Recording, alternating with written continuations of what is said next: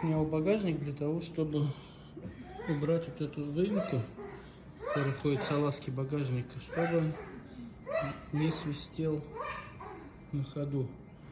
Что придумали? Купили термотрубку для проводов 50 миллиметров в диаметре. Ее нагрел, и по трубочке стала и полностью закрытая. Сейчас ее вот сюда вот поставим, и все. Думаю, свистеть не будет.